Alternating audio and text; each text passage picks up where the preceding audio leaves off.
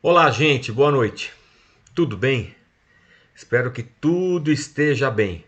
Preciso que vocês me deem um retorno com relação ao áudio, se tudo está correndo bem. Eu espero que sim. Vou deixar um boa noite aqui no chat do.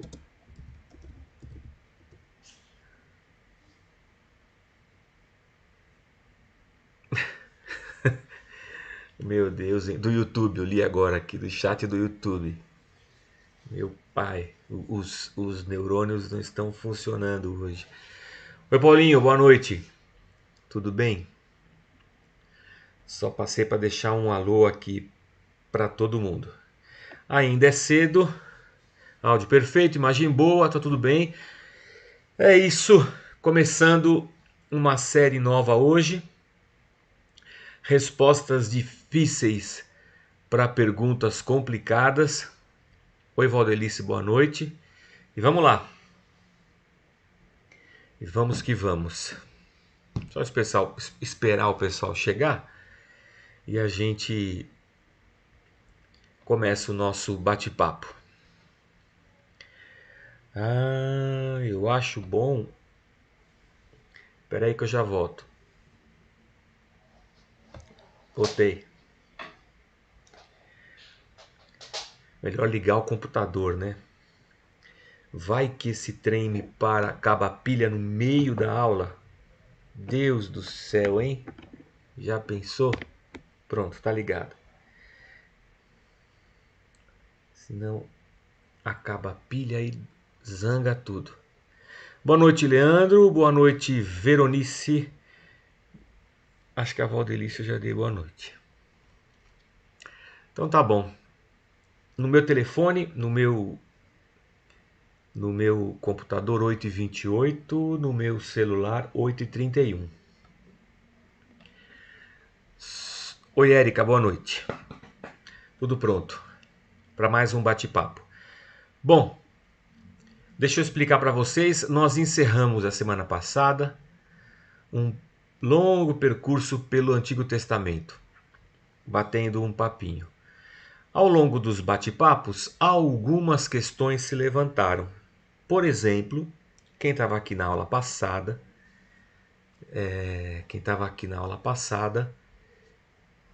se lembra da gente bater um papo sobre dízimo. Então, o que o que esse caminho pelo Antigo Testamento nos faz é nos colocar diante de alguns temas e situações que são, por vezes, difíceis e complicadas. Então, a gente está começando uma série nova na busca de encontrar respostas para perguntas difíceis. E a maioria delas que surgiram ao longo dessa nossa peregrinação pelo Antigo Testamento, mas também pelo Novo Testamento. Vamos perambular, peregrinar por todo o texto sagrado.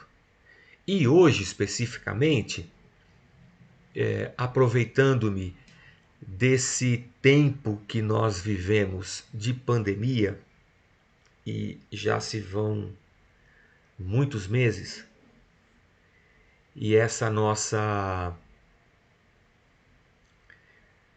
Como é que eu posso dizer aqui?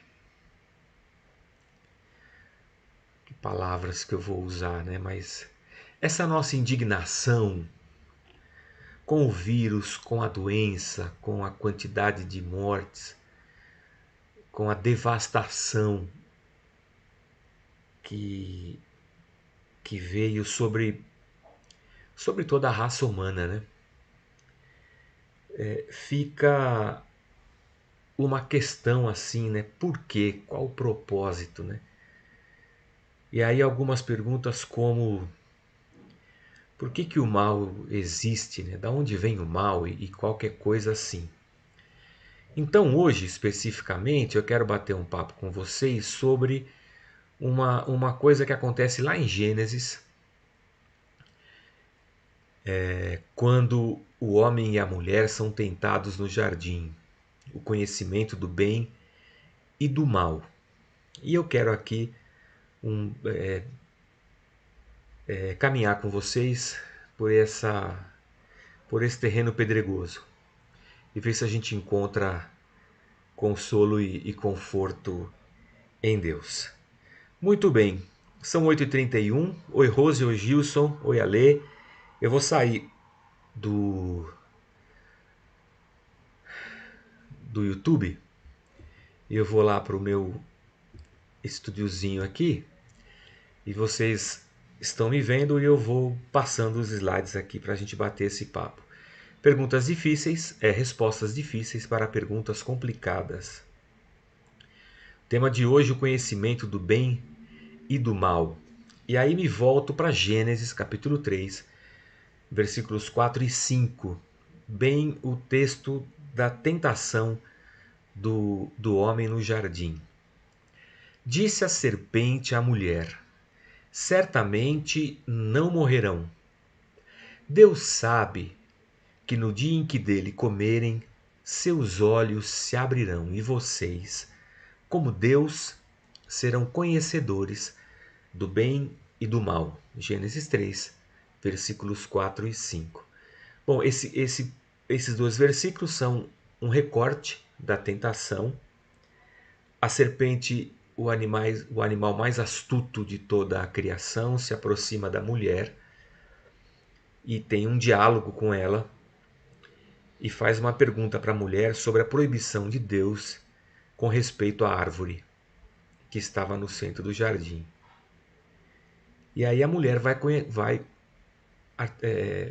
argumentando com a serpente. Porque para a mulher e para o marido, Adão e Eva, ainda estava vigente o alerta de Deus de que se eles comessem daquilo, eles morreriam. Então a serpente vem e diz para a mulher assim: Deus sabe que no dia que vocês comerem esse fruto, vocês não vão morrer, certamente. Os seus olhos vão se abrir. E vocês, como Deus, vocês vão conhecer o bem e o mal. Na nossa cosmovisão cristã, ou seja, na maneira que nós cristãos enxergamos o mundo, explicamos o mundo e entendemos o mundo, aqui está um ponto central da nossa fé, e é fundante, é um fundamento da nossa fé. O fato de que Deus criou o homem à sua imagem e semelhança, e que esse homem,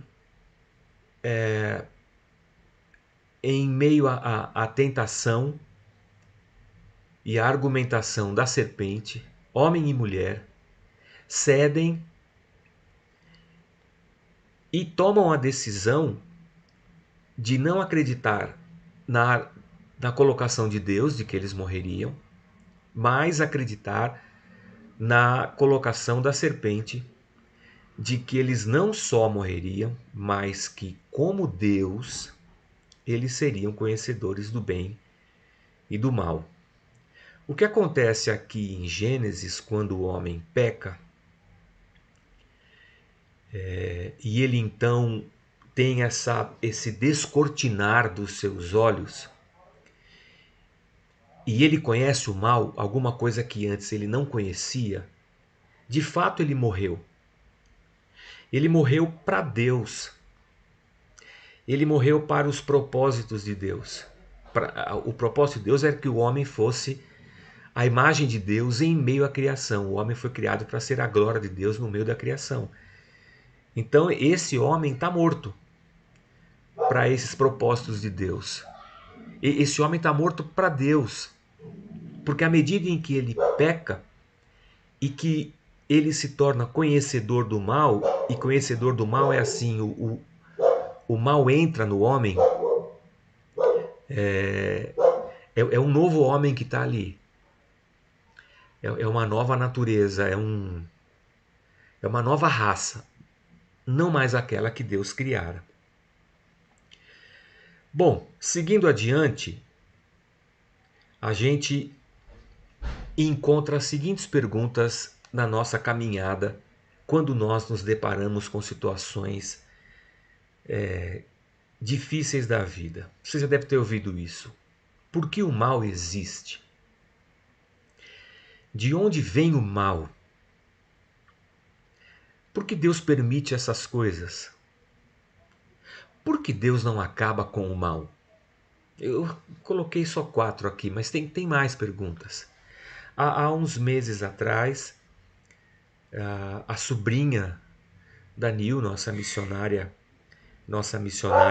lá no Quirguistão,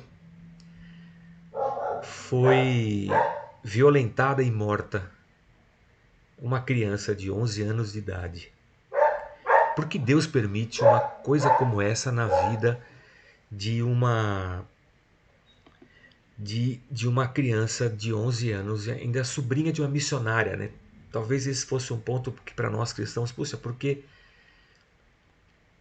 Deus não guardou a criança, já que ela é sobrinha de uma missionária, de alguém tão dedicada a Deus? Por que Deus não acaba logo com esse mal? Aliás, por que o mal existe? São perguntas que elas ficam ecoando. Entra ano, sai ano, entra geração, sai geração, essas perguntas elas estão ecoando. Pois bem, vou voltar ao slide anterior. Disse a serpente à mulher: certamente vocês não morrerão. Pastor, o que essa serpente está fazendo no jardim? Então, a gente não sabe. A questão é que se a serpente não está no jardim, o homem não é livre. O homem é criado livre para tomar as suas decisões e fazer as suas escolhas. A gente não sabe da onde essa serpente vem com essa tentação, nem porquê. A gente só sabe que a presença dela, da serpente lá, faz com que o homem tenha a liberdade de escolher. Por que ela estava lá, a gente não sabe. Como é que ela pode ser a tentação do mal num ambiente onde Deus cria todas as coisas? Então, a gente não sabe. A gente só sabe que ela está lá. E algumas explicações pontuais, sistemáticas, é provável que nós não encontremos. A gente só sabe que essa serpente, ela está no jardim junto com o homem e a mulher, com a criação de Deus, e ela está lá tentando o homem e a mulher. E homem e mulher caem. E à medida em que eles caem, esse mal que estava na serpente, mas fora deles, entra neles. Então, por que existe o mal? Não sei. De onde o mal vem? Provavelmente o mal vem da queda, desse pecado que adentra a esfera da criação. Por que Deus permite que o mal exista? Por que Deus não acaba com o mal?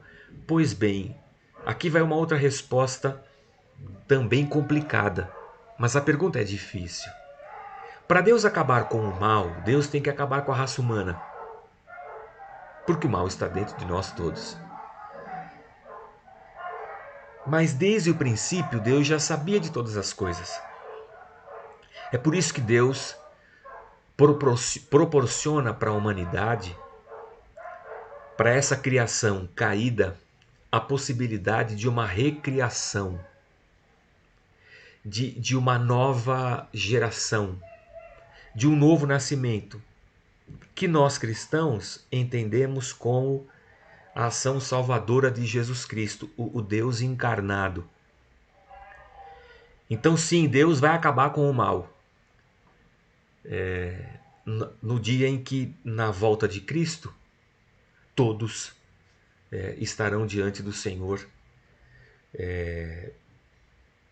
ressurretos, mortos e ressurretos, para o juízo final. E aí então, em novos céus e nova terra, nós haveremos de viver essa realidade da inexistência do mal. Mas enquanto isso, a gente convive com ele. Há um filósofo grego, Epicuro, que ele formulou um teorema. Está na sua tela aí, ó, na forma de um triângulo. Lá em cima do triângulo, a constatação de que Deus existe. Sim, é consenso, Deus existe. Aqui no pé desse triângulo, a afirmação de que Deus é todo amoroso. Bom, o apóstolo João diz isso, Deus é amor. E na outra ponta do nosso teorema, que Deus é todo poderoso. Para Epicuro, essas três afirmações, elas não conseguem subsistir juntas. Porque se Deus é todo poderoso, por que ele não acaba com o mal? Se o mal existe, é porque Deus não tem poder sobre ele. Se o mal existe, e o mal por si é uma coisa má, e Deus é todo amoroso, então Deus não deve ser todo amoroso, porque se Deus amasse realmente o homem, Deus extinguiria todo o mal. Então Epicuro formula esse teorema a partir dessas sentenças absolutas, e para ele, ou Deus não existe, ou Deus não é todo amoroso, ou Deus não é todo poderoso. Porque o mal existe e a gente percebe e vê o mal todo dia. Pois bem, dito isso, vamos para mais um passo. Depois do pecado de Adão, a raça humana, ela entra em um estado de rebelião contra Deus. Contra Deus e contra os seus propósitos. É como se pós-pecado a raça humana se tornasse inimiga de Deus por causa do pecado. Então esse mal que adentra a humanidade e que se multiplica dentro do ser humano e de toda a estrutura criada pelo ser humano, governos e seja lá o que for, né? Todo esse mal retrata esse estado de rebelião e de inimizade entre o homem e Deus. E da onde você tira isso? Bom, a gente tira isso de Romanos capítulo 8, versículo 7. A mentalidade da carne, vai dizer o apóstolo Paulo, ela é inimiga de Deus. Porque não se submete à lei de Deus, nem pode fazê-lo. Ou seja, há um pensamento contaminado pelo mal da queda e que habita mentes e corações humanas, que por si só esse pensamento é inimigo de Deus. Essa é a condição que nós nos encontramos. Não, isso não é acaso. Isso também não é plano, propósito ou vontade de Deus. Isso é uma opção da humanidade, do pecado de Adão como cabeça de uma raça, a raça humana, e que consequentemente se reflete sobre nós. Então, somos inimigos de Deus. É isso que somos.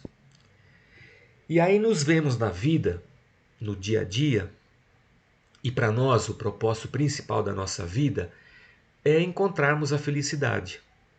A felicidade no casamento, a felicidade na carreira, a felicidade na realização dos sonhos, dos projetos, dos propósitos. Mas quando a gente se depara com essa realidade caída onde o mal existe, a gente percebe que tudo é meio relativo, né? Inclusive a felicidade. Além de relativa, momentânea, finita, porque tudo nessa nossa realidade pós-queda tem data de validade. Então a gente chega à seguinte proposição. O propósito principal da vida humana hoje não é mais a felicidade, mas é essa retomada de uma relação com Deus.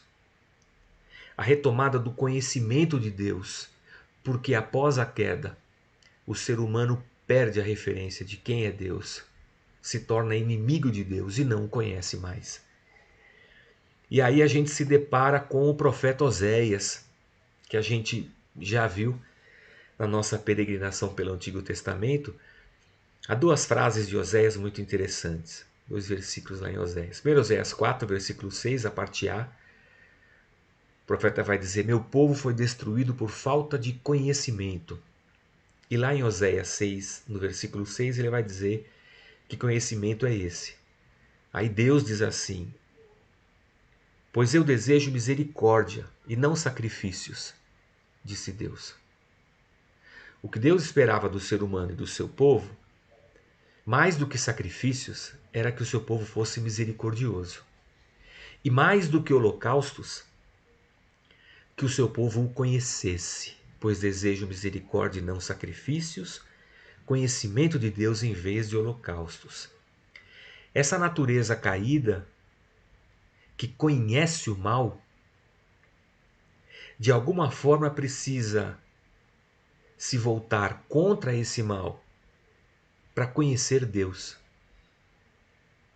Então é a falta de conhecimento de Deus que tem levado a humanidade cada vez para mais próximo do mal.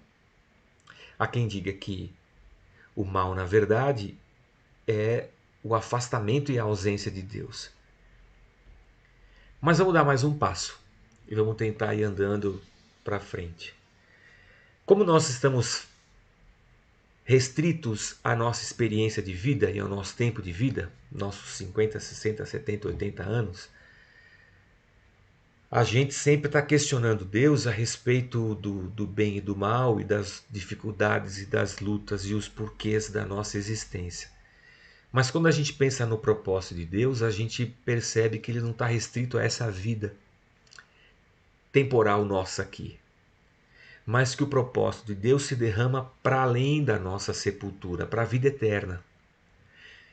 Então, na nossa cosmovisão cristã, existirá um momento em que essa natureza humana e essa humanidade será redimida. E isso aponta não para o aqui e para o agora, para a nossa existência humana infinita, mas para além da sepultura, a uma perspectiva de vida eterna. Então a gente pode olhar para essa situação de mal aqui na Terra, mas entendermos que a nossa experiência não se limita a isso e que no propósito eterno de Deus há uma esperança para nós que nos levará à eternidade com Ele. E como é que a gente sabe disso, Jorge? Bom, João 3,36. Por isso, quem crê no Filho tem a vida eterna. O que todavia se mantém rebelde contra o Filho não verá a vida, mas sobre ele permanece a ira de Deus. Olha que interessante. Olha que interessante. Na nossa cabeça é assim: aceita Jesus, vai para o céu; não aceita Jesus, vai para o inferno. Mas o que Jesus está dizendo é assim: quem crê no Filho tem a vida eterna. Ou seja, quem conheceu a Deus a partir de Cristo e quem reconhece em Cristo o Messias de Deus, o Filho de Deus e o Salvador, tem a vida eterna. Aquele que não tem essa fé não verá a vida. Aquele que se mantém rebelde contra o Filho, porque no fundo toda a humanidade está em estado de rebeldia contra Deus. Então a questão não é ir para o céu ou ir para o inferno. A questão é se nós vamos ver a vida ou não. Se nós vamos sair desse estado de morte causada pelo pecado ou não. Aquele que crê no Filho encontra a vida eterna. Aquele que se mantém rebelde contra o Filho não verá a vida. O que permanece sobre ele é a ira de Deus, a ira contra o pecado. Ele continuará morto para Deus. Pois bem, por isso que o apóstolo Paulo vai dizer na segunda carta aos Coríntios, capítulo 4, versos 16 e 17. Por isso, não desanimamos, nós não desanimamos. Pelo contrário, mesmo que o nosso homem exterior se corrompa, contudo o nosso homem interior se renova de dia em dia. Opa, a gente percebe que na relação com Deus nós temos uma uma estrutura de vida humana aqui na Terra que é finita e que se corrompe, que se destrói e que acaba, mas que há uma esperança e um homem interior e uma vida interior plantada por Deus dentro de nós, o seu reino, que se renova a cada dia. Porque a nossa leve e momentânea tribulação produz para nós eterno peso de glória, acima de toda comparação. Ou seja, as nossas lutas passageiras dessa vida, elas são nada perto da glória que haverá de se revelar na vida de cada um de nós com a vinda de Jesus Cristo. Então, novamente nos deparamos com essa esperança de uma eternidade. E também com a certeza de que vivemos num mundo caído pelo pecado e que essa natureza humana, essa carne, está em processo de corrupção. Ela está se corrompendo, ela está acabando, está se corroendo, ela está morrendo um pouco a cada dia. Mas que na esperança e na vida que Cristo colocou sobre nós, porque nós nascemos de novo, está a certeza de que o nosso homem interior se renova. Mas vamos dar mais um passo. Vamos pensar que Deus não nos chama a entender a questão da existência do mal, mas antes Deus nos convida a confiarmos nele. Quando Deus nos chama e quando nós acreditamos em Jesus Cristo, o objetivo disso não é nós sistematicamente entendermos por que o mal existe. Não é esse o convite de Deus para nós. Olha, venham até mim e eu vou explicar para vocês por que o mal existe. A gente senta numa sala de aula e Deus pega um giz, vai na lousa e explica para nós. Deus nos convida a confiarmos nele. O nosso passo é de fé, acreditando em Deus. É que nós nos perdemos nas nossas questões e nas nossas perguntas e elas se tornam um empecilho na nossa caminhada para que nós nos dediquemos ao conhecimento de Deus. Talvez estejamos como Epicuro e não consigamos conviver com o paradoxo de que vivemos num mundo caído, que o mal existe e nem por causa disso Deus deixa de ser amor, Deus deixa de ser todo-poderoso, Deus deixa de ser soberano. Então o convite de Deus para nós é para que nós confiemos nele. Porque no fundo, nós não sabemos por que Deus permite o mal. A gente não sabe. Não dá para ter uma explicação assim ou tentar articular um propósito. A partir da queda e no nosso entendimento, a partir do conhecimento do mal que esse homem tem, a gente não consegue fechar essa equação. O que a gente realmente sabe? O que a gente realmente sabe é que Deus estava preparado para sofrer em nosso lugar e aceitar o sofrimento do qual não podemos formar ou formular nenhuma concepção. Que loucura, né? Eu não sei porque Deus permite, eu não consigo formular uma explicação, eu não consigo conceber um conceito que justifique o mal. O que eu sei e que o texto bíblico diz para mim é que Deus estava preparado para sofrer esse mal no meu e no seu lugar. Por isso que Isaías 53, versículo 5 vai dizer isso para a gente. Mas ele, Jesus Cristo, foi traspassado pelas nossas transgressões e moído pelas nossas iniquidades. E o castigo que nos traz a paz estava sobre ele.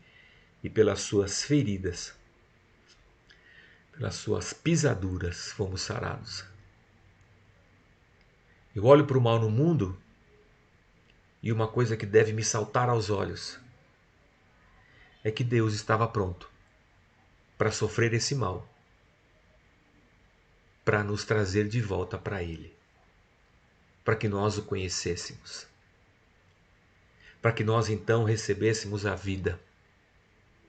Apesar do mal ser culpa da nossa escolha, da nossa queda como humanidade, da minha, do meu pecado, Deus, na eternidade, estava pronto a sofrer esse mal para me resgatar dele. Vamos dar um passo à frente? Na nossa caminhada, a gente quer sempre que Deus se justifique diante de nós. Não é interessante isso? Eu quero que Deus me explique o porquê. Eu quero ouvir as justificativas de Deus. Mas não é isso que o texto sagrado expõe para a gente. Não é Deus que está em juízo aqui, somos nós. A questão é como nós podemos ser justificados diante dele e não ele diante de nós. Porque a opção de se afastar de Deus foi nossa, não dele. A opção pelo pecado foi nossa, não dele. Então não é Deus que tem que se justificar, mas nós que precisamos ser justificados diante dele. E eis aqui um problema para nós, né? Que só deixa de ser problema quando o próprio Deus vem e encarna para nos justificar. E o apóstolo Paulo vai dizer isso: justificados, pois, mediante a fé, temos paz com Deus por meio de nosso Senhor Jesus Cristo, por intermédio de quem obtivemos igualmente acesso pela fé a essa graça, na qual estamos firmes e gloriamo-nos na esperança da glória de Deus. É mediante a fé que o Senhor nos justifica. É como se Deus não pedisse explicação para a gente, né? Por que vocês fizeram isso? Não, Deus vem, encarna, morre, sofre, ressuscita para nos justificar. Muito bem, vamos dar mais um passo e vamos ao paradoxo. Ainda que o problema do mal seja a maior objeção à existência de Deus, ainda que o problema do mal seja a maior objeção à existência de Deus, vamos voltar para o teorema de Epicuro. Se o mal existe, ou Deus não existe, ou Deus não ama, ou Deus não tem poder para acabar com o mal. Ainda que o problema do mal seja a maior objeção à existência de Deus, no fim do dia, Deus é a única solução para o problema do mal. À noite, Deus se apresenta como a única solução para que eu supere o mal, a dor, as angústias e encontre esperança para mais um dia. É um paradoxo da nossa caminhada cristã. Pois bem, eu acho que esse era mais ou menos o que eu tinha para expor a vocês nessa quarta-feira. Já tem pergunta aqui, ó, o Rodrigo. Após a queda, vem sobre nós o pecado, e diante de tudo isso, qual a sua visão? Sei que esse assunto é polêmico, mas o que vem primeiro, o arrependimento ou o perdão? O que vem primeiro, o arrependimento ou o perdão? Pois Jesus foi entregue antes da fundação do mundo. Sim, Jesus foi entregue antes da fundação do mundo. O apóstolo Pedro diz isso na sua carta e João também diz isso em Apocalipse. Dentro do plano de Deus, o Rodrigo, dentro do plano eterno de Deus, criando antes de Deus dizer haja luz, antes que Deus dissesse haja luz, Deus já tinha dito haja cruz. Porque antes da criação, Jesus já era o Cordeiro morto de Deus, em favor da humanidade. Então, o que a teologia bíblica, ou seja, quando a gente olha para a Bíblia do Gênesis a Apocalipse, o que a teologia bíblica diz para a gente é que Deus executa o plano da salvação para a humanidade e perdão dos pecados desde a eternidade. Nesse sentido, o perdão vem primeiro, A salvação vem primeiro. A questão é que dentro da teologia bíblica a gente vai aprender que justificados, pois, mediante a fé, a gente acabou de ler. Então é a fé que nos coloca em contato com a salvação e o propósito de Deus. É no nosso arrependimento e contrição, porque o que Deus procura é um coração contrito, a gente vê isso desde as orações do salmista. O arrependimento é o que Deus espera. A gente acabou de peregrinar pelo Antigo Testamento, eu citei Oséias, e Oséias é um profeta que está profetizando ao povo antes da queda do norte, antes da queda do sul. O que Deus está pedindo para o povo é arrependimento. É essa palavra que João Batista vem trazendo, preparando o caminho de Jesus Cristo. Arrependei-vos, porque o reino de Deus está próximo.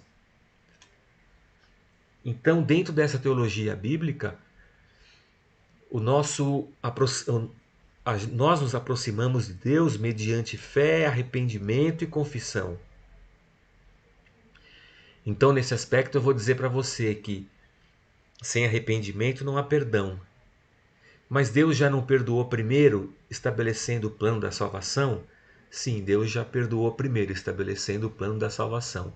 Mas para que eu viva esse propósito, é necessário fé, arrependimento, confissão, coração contrito e novo nascimento. É isso aí. Por que a ignorância do homem o levou a conhecer o mal?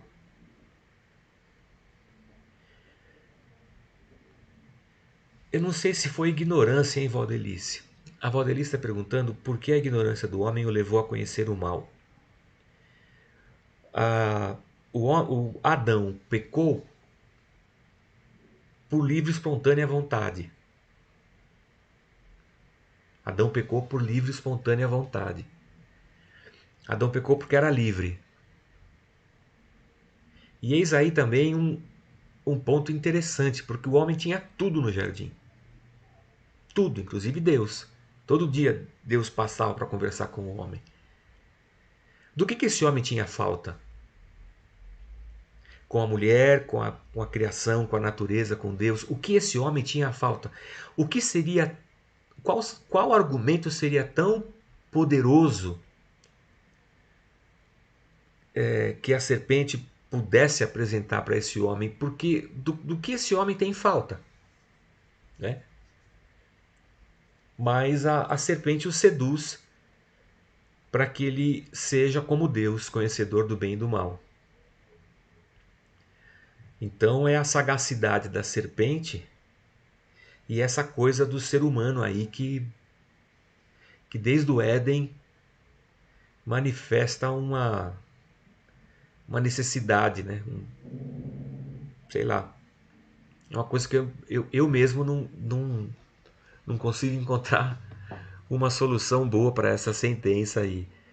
Mas o homem quis ser como Deus, conhecer o bem e o mal. E por que para livrar da morte eterna somente um sacrifício maior para resgatá-lo? Pois bem, a gente só consegue formular soluções que são às vezes elucubrações, né? Bom, Deus podia ter acabado com o homem logo ali. Pecou, daí já acaba com tudo, começa de novo. Esse é um ponto.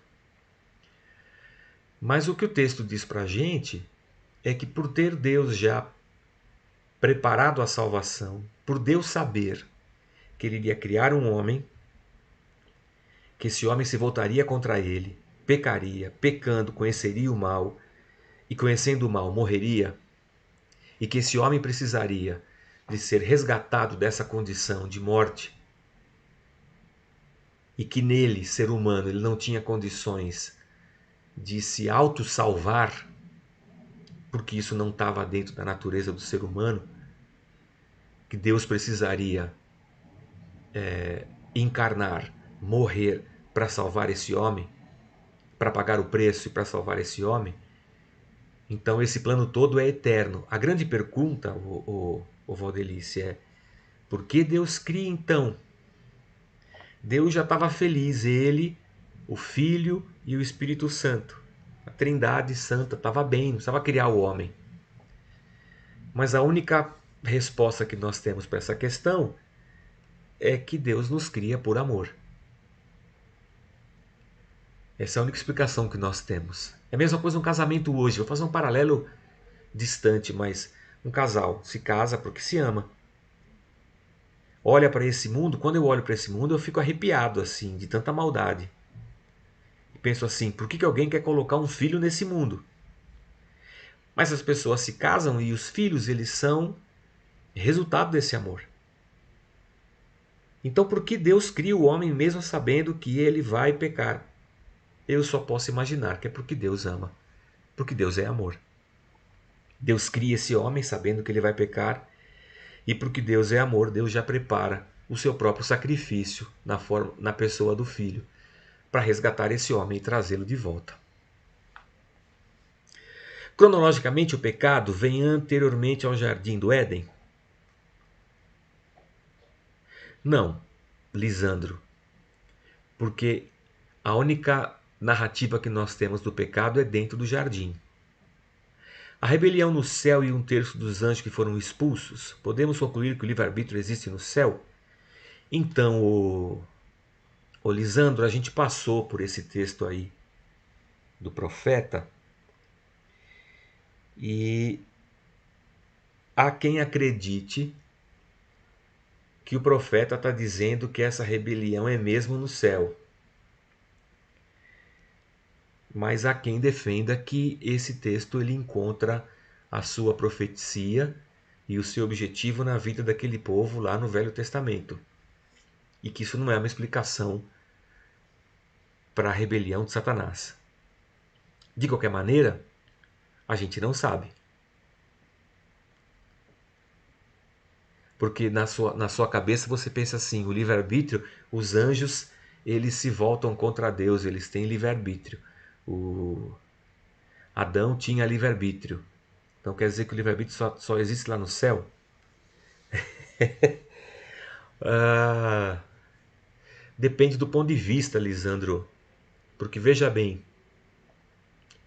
quando nós fomos salvos por Deus, nós nos tornamos servos de Jesus Cristo. No termo grego, escravos, doulos, é um servo que pertence a um senhor. Nós pertencemos a Cristo, nós somos escravos de Cristo.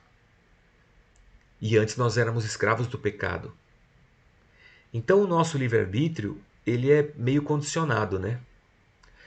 Porque qualquer escolha que eu faça, ou eu estou pendendo como escravo do pecado, ou eu estou pendendo como escravo de Cristo. O ser humano sempre é escravo. Ou ele é escravo do pecado, ou ele é escravo de Jesus Cristo. Então, livre-arbítrio dentro dessa perspectiva é uma liberdade limitada. Né? Limitada em Deus ou limitada no pecado. Todo mal vem de Satanás. O mal nasceu com a queda de Lúcifer. Então, todo mal vem da queda. Todo mal vem da queda.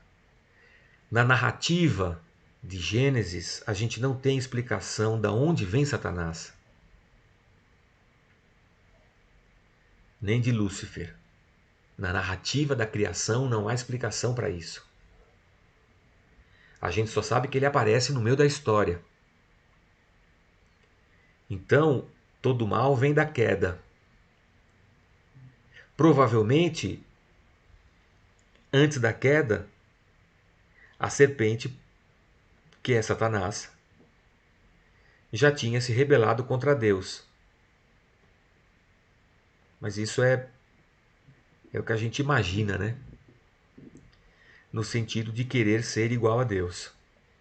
E é com esse mesmo argumento que a serpente vai tentar o homem. Como Deus, você vai ser conhecedor do bem e do mal. Então, por trás de todo o pecado, inclusive da ação de Satanás, nós encontramos essa tentação do orgulho e da idolatria do homem querer ser Deus. Quero ser como Deus. Eu quero ser dono do meu destino. Quero ser dono da minha vida.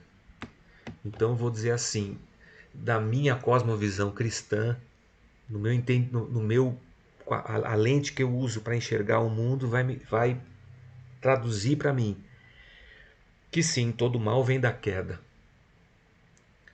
A gente explica todo o mal moral. Como a queda a gente não consegue explicar, por exemplo, uma avalanche, um terremoto. Essas coisas a gente não consegue explicar com a queda. A gente consegue explicar todo o mal moral, né?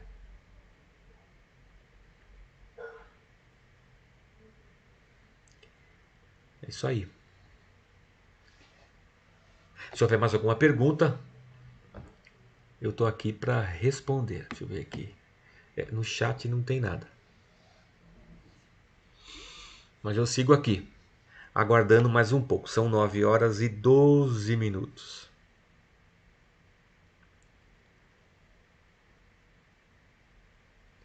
Silêncio estarrecedor.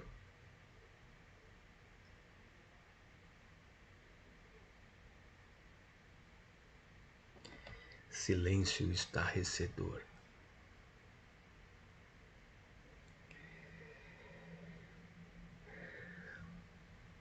Não, ainda não veio nenhuma pergunta. Vou esperar um pouquinho aqui, né? Quem sabe aparece alguma coisa. Mas tudo bem.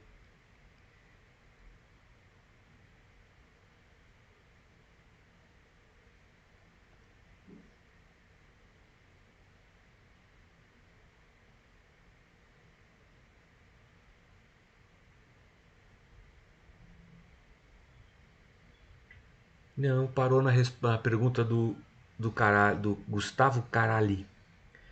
Gustavo Carali. E não veio mais nenhuma. Eu tô aqui só esperando um pouquinho para ver se a gente acaba com esse trem ou se nós ainda temos mais alguma dúvida de alguém.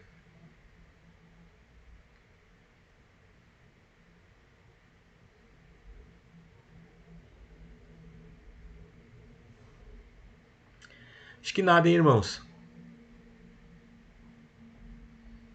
Bom, como a gente não está presente assim e o presencial faz uma diferença, as perguntas elas não vão ecoando e produzindo outras, né? Mas tudo bem. Pastor, se Deus que efetua em nós o querer e realizar, me explica, por favor. O que você quer que eu te explique, Sônia? Se é Deus quem efetua em nós o querer e o realizar?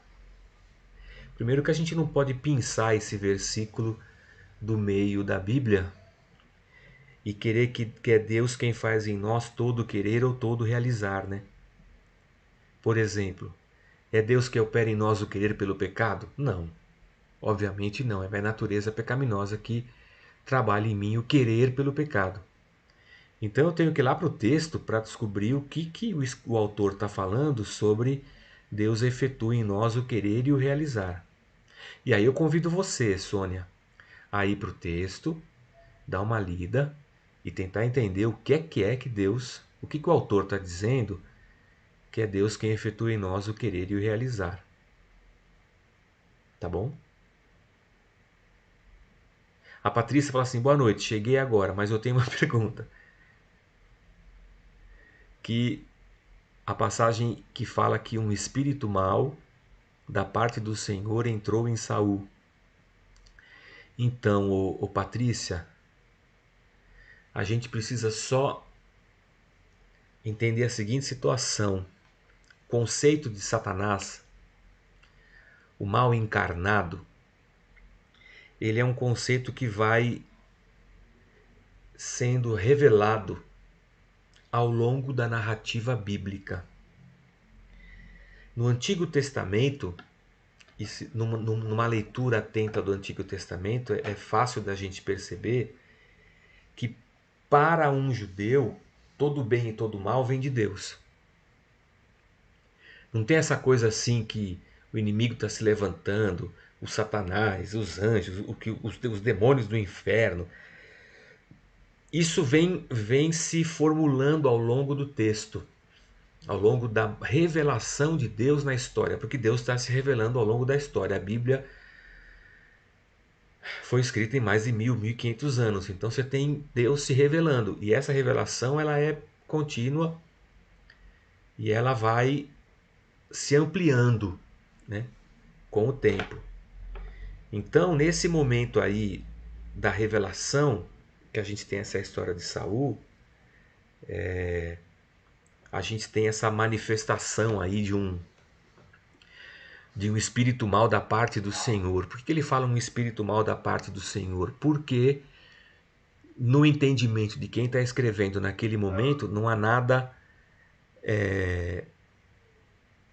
não tem essa encarnação do mal na pessoa de Satanás, um inimigo de Deus, né? Um espírito mal da parte do Senhor entrou em Saul. Esse era o entendimento que eles tinham. Mas alguma coisa ruim entrava em Saul, tanto é que quando Davi tocava harpa, o espírito saía. Ou seja, a ação do inimigo já estava lá. Só que a revelação ela vem acontecendo aos poucos. Então, quando a gente chega, por exemplo, em Paulo aos Efésios, que ele fala sobre a potestade do ar, fala sobre o inimigo, já vai falando sobre um monte de coisa, a gente percebe que Deus está revelando mais coisa para a sua igreja e para o seu povo. Tá? Mas naquele momento, sim, havia um espírito mau que vinha e entrava em Saul.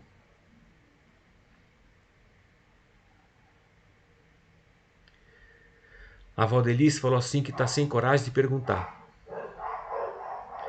A Patrícia quer saber se Deus envia o espírito mal. Então, Patrícia. Ai, ai, ai, ai. Eu não lembro se é Agostinho.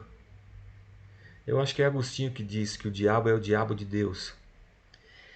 Quando a gente.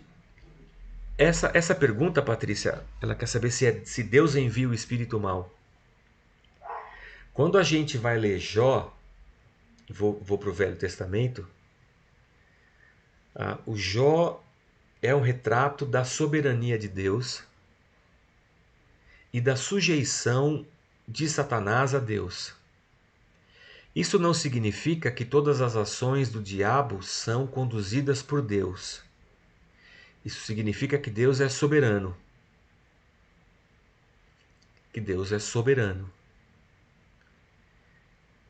E que a gente precisa, ao invés de tentar descobrir o mal e seus propósitos, nós precisamos buscar a Deus. Eu acho que isso é claro em Jó.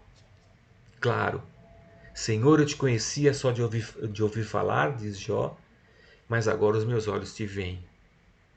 Jó não ficou debruçado tentando explicar o mal. Ele ficou questionando Deus ao longo de toda a sua jornada.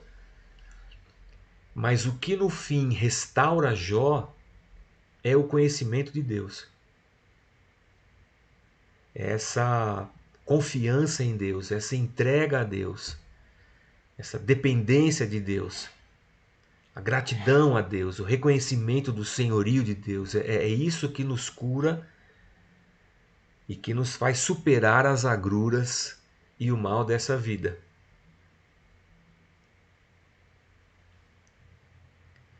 O diabo existe ou nós criamos diabos na nossa cabeça? Não, Satanás existe. O texto nos diz isso. Satanás existe. Ele vai tentar Jesus, ele tentou Adão e Eva. Pedro explica que o diabo é o nosso adversário, que está rondando a nossa vida, tentando nos destruir. Então, sim, o diabo existe. O que não significa... Como é que eu vou colocar isso aqui? O diabo existe, é isso aí. O Leandro perguntou assim: em sua concepção, o homem nasce bom e é corrompido pela sociedade? Ou nasce mal e a sociedade o ensina sobre o caminho certo? Eu não tenho concepção nenhuma. O que eu tenho é aquilo que Paulo fala pra gente. É aos Coríntios, se eu não estou equivocado. Ele fala aos Romanos e aos Coríntios, porque tanto na carta aos Romanos quanto na carta aos Coríntios, Paulo fala de Jesus como o segundo Adão. Paulo fala de Jesus como o segundo Adão. E o Dr. Russell Shedd tem um livro que fala sobre isso, que desenrola esse novelo de lã. O que eu sei à luz desses textos é que Adão é o cabeça de uma raça, porque a humanidade vem de Adão. E por ser o cabeça dessa raça, o pecado de Adão se manifesta em toda a raça humana. Eu não vou saber explicar para você, eu não sei se isso é genético, é claro que não. Gene do mal. Mas o que eu sei é que toda a humanidade está marcada pelo pecado, é escrava do pecado, e toda a humanidade é uma humanidade caída e inimiga de Deus por causa de Adão. Por causa do pecado de Adão. Porque Adão representa a raça humana, a criação de Deus. É por isso que Paulo vai construir vai formular essa questão e vai dizer para nós que Jesus é a cabeça de uma nova raça. Que não nasceu segundo a carne, mas nasceu segundo a vontade de Deus. Que é uma raça que vive aqui nesse mundo, que convive com a presença do pecado, mas já não é mais escrava do pecado. Essa raça vem de Cristo. São aqueles que creram em Cristo e por isso viram a vida. Então esses haverão de ser restaurados. É isso que eu digo para você. Então o homem nasce mal. O homem já nasce com a sua natureza corrompida. E tudo que o homem cria encontra reflexos dessa corrupção. A justiça, o governo, as leis, tudo.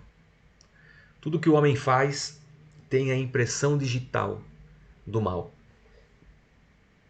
Infelizmente. Lutero, até o diabo é o diabo de Deus. Obrigado, Luciana Bock. Até o diabo é o diabo de Deus. É claro que a sociedade também corrompe, mas a sociedade como um todo também tem a impressão digital do mal. Eu acredito sim que nós somos influenciados. É claro que a sociedade nos forma.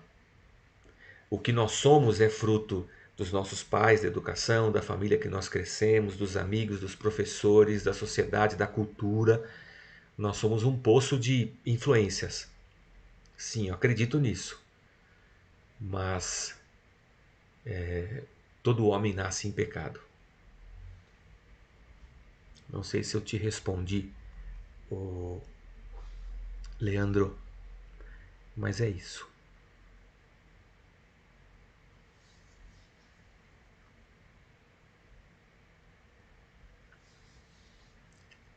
Só voltando aqui para uma questão da Patrícia, que perguntou se foi Deus que mandou o espírito do mal sobre Saul. Não, eu preciso só pensar assim: se eu acho que isso é uma verdade absoluta, eu vou achar que todo endemoniamento foi Deus que endemoniou a pessoa com Satanás. Né? E não é isso que. Não é assim que funciona. Jorge, você é uma bênção. Obrigado. Por isso que eu vou lançar um disco chamado Jorge Bênção. Vai ser legal. Essa terra será redimida. É o que eu acredito, que essa terra vai ser redimida. Ela vai passar por uma recriação. Eu acho que ela vai guardar muitas semelhanças do que ela tem hoje. Muitas semelhanças do que ela tem hoje. Mas tudo que é mal não vai existir. Nós vamos ressuscitar em corpo glorificado, mas que é muito semelhante a esse corpo. E Apocalipse, que a gente já estudou, vai dizer que Deus vai descer do céu, Deus vai tabernacular entre nós. É isso que vai ser o novo céu e uma nova terra. É isso que eu acredito. Pois bem, eu acho que é isso. Se aparecer mais alguma pergunta, eu estou por aqui ainda. São 9h26. Dá pra gente ir até umas 9h30, né? Uma hora de bate-papo. Eu acho que tá bom.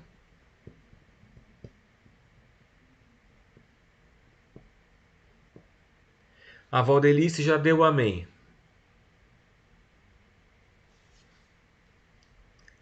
Então a gente já tem um voto aqui a favor do encerramento. O Ale Augusto também já deu aqui muito esclarecedor, já deu o seu voto de encerramento. Se a gente tiver mais um voto. Ah, não, o Roberto. Ah, o Roberto tem mais pergunta. Oh, meu Deus, só faltava um voto para acabar. O livro de Jó 1,6. O diabo foi banido do céu. Como ele se apresentou perante Deus? Então, o diabo foi banido do céu. Como ele se apresentou perante Deus? Se apresentando. A única resposta que eu tenho para você, Roberto, a partir do texto e das escrituras, é que o diabo se apresentou a Deus. Como foi isso? Foi assim. O diabo se apresentou diante de Deus para falar sobre o servo, para falar com Deus. E Deus trata com ele. Como é isso? A gente não sabe como é. Há coisas que não são reveladas, há outras que não são ocultas. Tá? O Renato Lima pergunta assim: vai haver arrebatamento? Então, Renato. Então, Renato. Então, Renato. Há duas correntes teológicas, tá? A questão aqui não é se vai acontecer ou não.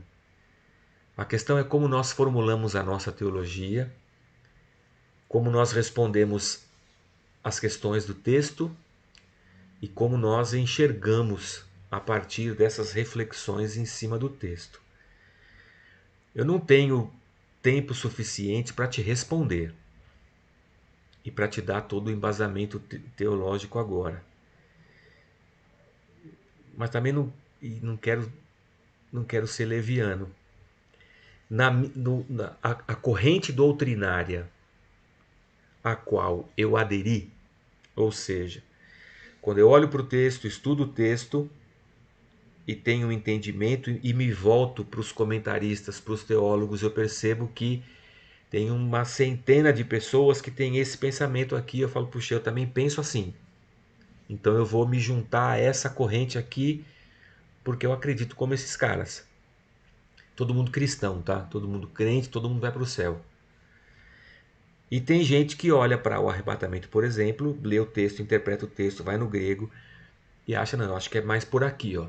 E aí tem gente que lê e fala, pô, acho que eu tô com esse cara aqui, mais por aqui. Então eu vou dizer de mim, eu aderi a uma corrente que acredita que esse arrebatamento que a gente conhece, por exemplo, dos livros lá, o Deixados para Trás, eu não acredito nisso.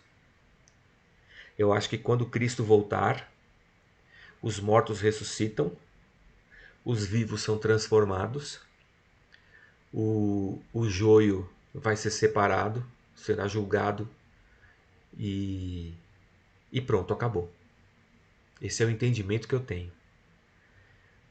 Então, esse tipo de arrebatamento que a igreja sobe e aqui fica embaixo e fica gente aqui sem Deus, sem igreja, sem e que os judeus vão reinar e vai ter um milênio, e Cristo vai reinar lá em Jerusalém, vai virar rei e o templo vai ser reconstruído.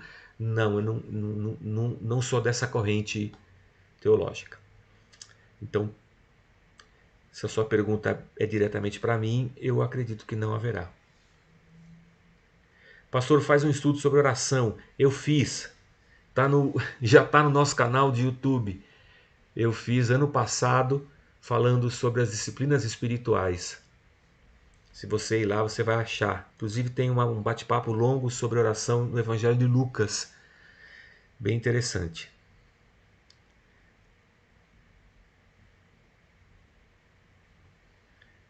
Mas é isso aí. 9h31. Irmãos, Deus abençoe. Aqueles que fazem parte da igreja, que são da Casa da Rocha, se você está aqui, você é da Casa da Rocha, você tem meu telefone, meu WhatsApp. É só, se você tiver alguma pergunta e quiser estender um pouco mais, ou quiser alguma referência, algum livro, alguma coisa, a gente bate um papo, eu passo para você, tá bom? Aos que não são da Casa da Rocha, Deus abençoe. Procure o seu pastor lá e fala para ele te ajudar. Essa redenção da terra é diferente dos TJ, então? Os TJs devem estar falando dos testemunhos de Jeová. Então, Renato, eu não sei o que os testemunhos de Jeová pregam. Não conheço a teologia deles. E nos 2 seminários que eu fiz, nós não tínhamos a preocupação de estudar outras coisas que não fosse a Bíblia. Então não sei o que os TJ pregam. Eu sei o que a Bíblia diz e a maneira como eu interpreto, né? Então vai haver uma recriação. É isso que eu entendo.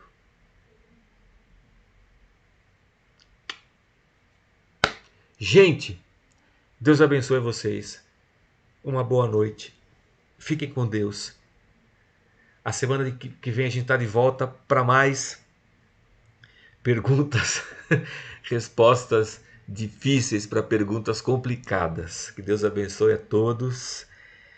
Que o Senhor nos cubra, nos dê a sua paz, a sua bênção.